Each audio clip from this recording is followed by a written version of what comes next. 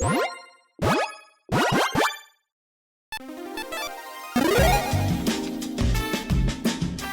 and welcome to the Commander's Quarters. I'm your host, Mitch. Glad to have you here. Here at the Commander's Quarters, we're all about Commander on a budget. Today we have an episode of Commander's 2 Cents. On episodes like these, I give you my own personal take on topics about the format in general and current news.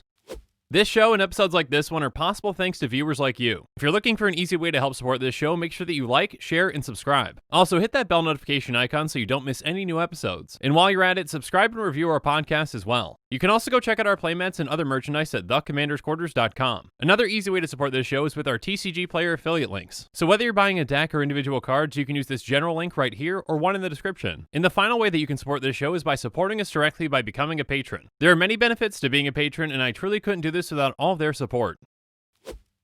Hey everyone, Mitch coming in from the Commander's Quarters studio. Welcome to the show. So, on today's episode, I'm going to be answering the question I've seen out quite a bit in the community right now, and that's just how good exactly are the Thriving Lands? So, the Thriving Lands were a new kind of land that was spoiled not too long ago. It's going to be in Jumpstart. They're in the common slot, so hopefully they're going to be budget, or they should be budget. I would hope, at least for a decent amount of time, hopefully for forever.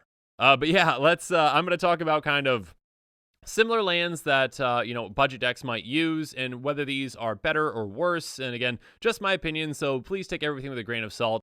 I'm obviously not going to bring up lands that, they aren't really comparable to, like Alpha Duels or Fetch lands or ones that are just strictly, better or more expensive, not exactly budget cards. Even Shock lands are, not really budget for a budget player like me. But yeah, I'll try to bring up some similar lands and talk about kind of, what's better and worse. So yeah, let's just jump into the Thriving Lands. There are 5 of them, and each essentially the exact same thing. But first up, there's Thriving Bluff. It enters the battlefield tapped. When it enters the battlefield, you choose a color other than red, and it taps to add red. It taps to add red or 1 mana of the chosen color. So yeah, let me just go through all of them real quick. Grove adds green. Heath adds white. Isle adds blue. And Moor adds black. So yeah, essentially they do all the exact same thing. They can add 1 of 2 colors. One is going to be 1 set color. And then the other one is based on, when it comes into play, what you choose. So these are pretty flexible lands, in any kind of a deck that's got, 2 or more colors, you might consider them, again, depending on your budget and everything like that. But basically, at the very worst, they are the exact same thing as the first kind of land that I'm going to bring up, which is kind of like the Guildgate type land. Basically, ones that just enter the battlefield tapped, like Simic Guildgate, and they tap for green or blue. Now, obviously, if they're, a Mace's End kind of deck, the gates are going to be better, or, because that's kind of what the deck revolves around.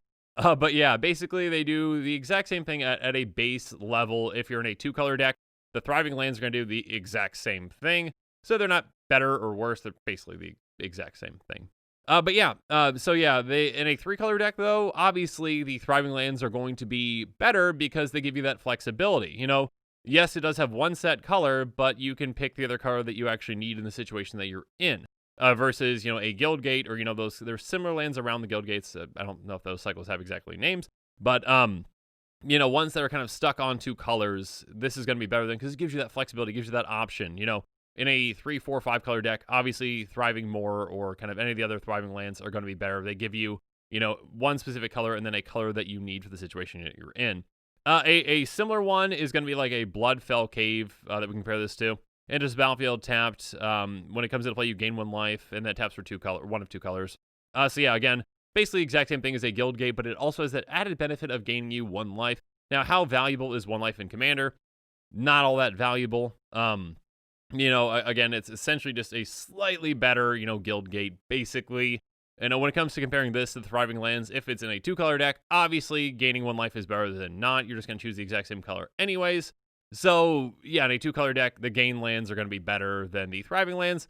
In anything 3 or above, the Thriving Lands are strictly going to be better. Not being able to gain 1 life versus, being able to select the color that you want 9 times out of 10 is going to be much more valuable. So, yeah, being able to fix your mana, better. Boros Garrison is an example of a bounce land. Enters battlefield tapped. When it comes into play, you return a land back to your hand. It taps for red-white. Now, there's kind of, I'd say that there's kind of like a split in the community when it comes to, like, whether bounce lands are good or not.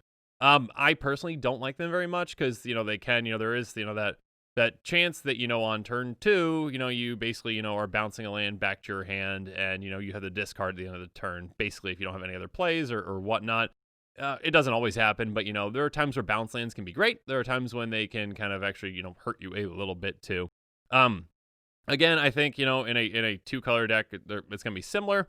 I personally would just prefer, like the Thriving Lands over them in a 2-color deck because, again, there's no bouncing. But yeah, it's essentially, once you get to 3 or more, these are just going to be strict upgrades to a bounce type land. One that has gotten, or one type of land that's gotten a lot cheaper as of recent, I believe with some reprints, is going to be the Scry Lands, like Temple of Epiphany. Enters battlefield tapped. When it enters, you scry 1, and it taps for 1 of 2 colors. So, yeah, I mean, scrying when it comes into play, it's not card advantage. It is card selection. It helps, get rid of any dead draws off the top of your library. It can help you set the top of your library, which is great. But yeah, again, it's kind of hard to evaluate the exact, power level of a Scry Land. I think it's deck dependent. There are certain decks that really care about the top of their library more than others, so that definitely plays a factor into it. I do think that kind of the guaranteed, being able to select the right color that you want for the situation that you're in with the Thriving Lands, I think would be better than scrying. Personally, I know that there's definitely going to be people on the other side of that argument, and that's great. But yeah, I think that, in my opinion, for any deck that's, 3 or more colors, I'd prefer the Thriving Lands over the Scry Lands, and that might be heresy, and that's okay. So next up, we've got the Tri-Lands, like Seaside Citadel. It enters battlefield tapped, and it taps for green, white, or blue. So yeah, each of them, there's 10 of them. They each have the different 3-color pairings, essentially. So yeah, these basically, in a 3-color deck, they're going to be strictly better than the Thriving Lands because, you get all your colors, essentially. They're kind of like a command tower that comes into play tapped, essentially, for those decks. Versus, the Thriving Lands, yes, they'll get, 2 of the colors that you need, but that 3rd color is still not going to get for you. So yeah, in a 3-color deck, they're going to be better. The question is going to be that in a 4 or 5-color deck, what is better?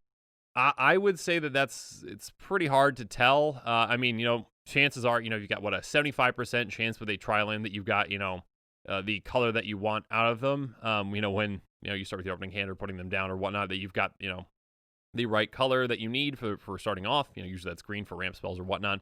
But, there is a chance that you get the Tri-Lands that don't have those versus the Thriving Lands, you can always choose, the color that you need to start off for the situation that you're in. Obviously, the later the game goes, those might be better because the Thriving Lands, these Tri-Lands will give you access to more colors. And you've already got. It helps with mana fixing throughout the game. But basically, yeah, I think in a 4-color deck it might be debatable. In a 5-color deck, I would venture to say that the Thriving Lands might be better, just because again they do help kind of fix that mana early for what you need. Versus, just hoping that you get, the right color out of those 3 for the Tri-Lands. I don't tend to actually, when it comes to 5-color decks, really utilize too many Tri-Lands, regardless. But yeah, that's just me. The final one to compare to that many people will have, this is the one that I've seen most heavily debated between this and the Thriving Lands on what is better, and these are going to be the Vivid Lands. Vivid Creek is an example. It enters battlefield tapped with 2 charge counters on it. It taps for a blue, and then you tap to remove a charge counter from it and add 1 mana of any color to your mana pool.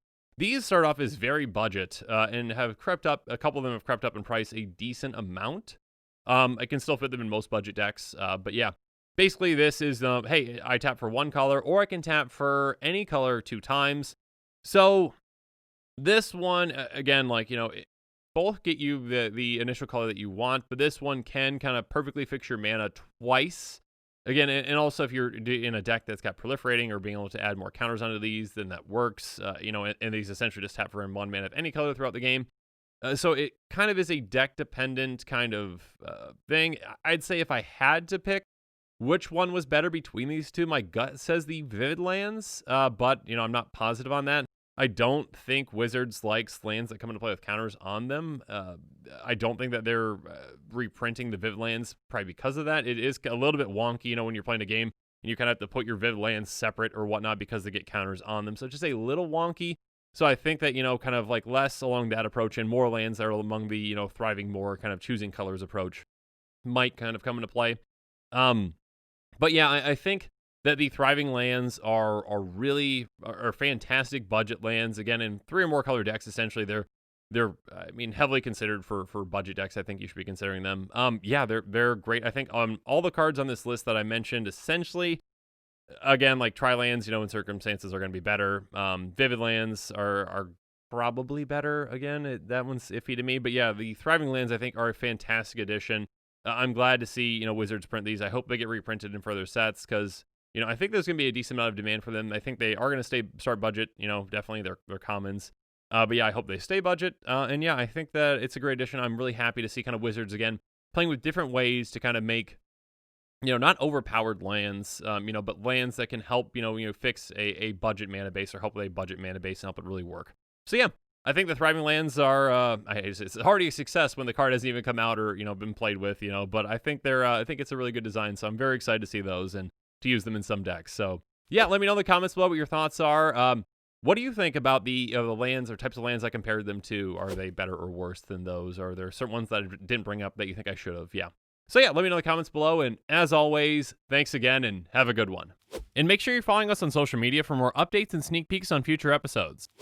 Again, a huge thank you to my patrons who help make this show possible. I truly couldn't do any of this without your support. If you want to support this channel directly, consider becoming a patron. There are many benefits to being a patron, including being able to vote on future Commanders for deck techs. There are even tiers where you get your own personalized deck tech dedicated to you. You can check out all the Patreon tiers and rewards at patreon.com/commandersquarters. If you haven't already, make sure that you like and subscribe to the channel. Here at the Commander's Quarters, we're all about budget Commander. So while you're at it, go ahead and check out some of our other types of episodes. And with that, I'm out of here. Thanks again and have a good one.